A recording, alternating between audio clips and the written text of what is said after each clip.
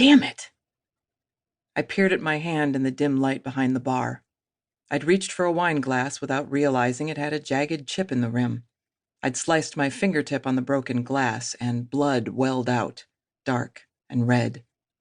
I grabbed a cocktail napkin, wrapped it around my finger, and gestured to Kriss, my fellow bartender. "Cover for a second. I have to clean this up." He frowned at me through the messy lock of dark blonde hair falling over his forehead.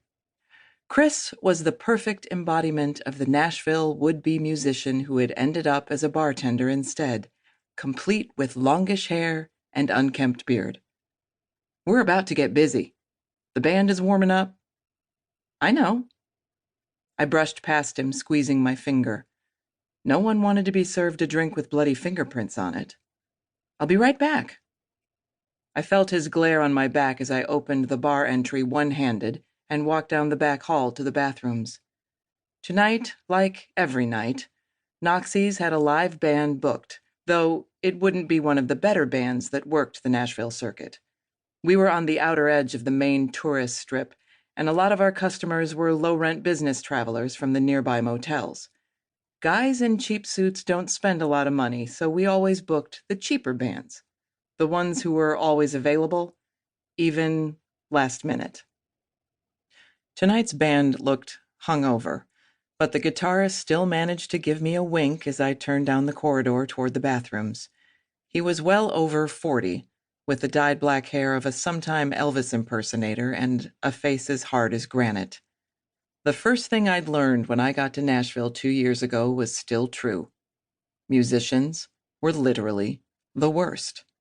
They'd try to screw anything that moved, even when they were untalented, hungover, and ugly as sin.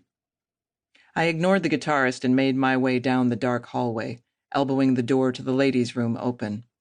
I washed my hand in the sink, dabbing the cut with hand soap as my best shot at disinfecting it.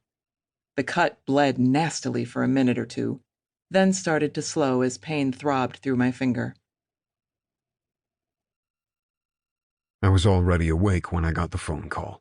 I was standing, fully dressed, at the window of my penthouse in Dallas, watching the sun come up at 5 o'clock in the morning.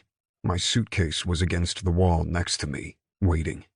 The rosy red and gold of sunrise flushed the sky. In 20 minutes, I would pick up my suitcase and leave for vacation. Hawaii for 4 weeks. The first real vacation I'd ever taken, and it was overdue. I'd waited until I was 35 to take it. I'd been working nonstop every day of every week since I was 22. 13 years I'd spent as one of Tower Venture Capital's executive partners, bagging deal after deal and getting richer and richer. I was the Dallas partner, while Aiden worked New York, Dane worked Chicago, and Noah worked LA. There had been no time to breathe, no time to stop making money. No desire to do either of those things. I hadn't wanted to breathe, and I sure as hell hadn't wanted to stop making money. Everything was easier when I kept myself to the grind. Just keep going, work and make money, don't think. But lately, things had started to change.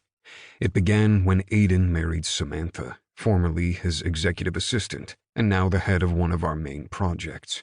Then Dane had reconnected with Aiden's sister, Ava, who he had apparently been hung up on since we were teenagers, which was news to me.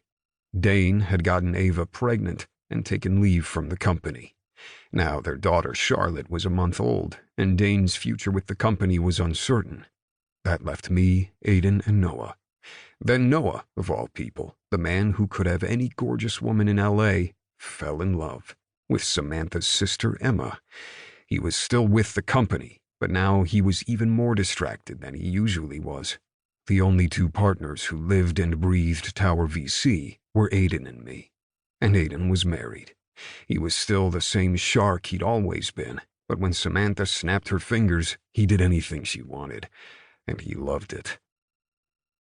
To keep listening to this audiobook, I've left you a link in the description so you can do it, at no cost thanks to Audible's 30-day free trial.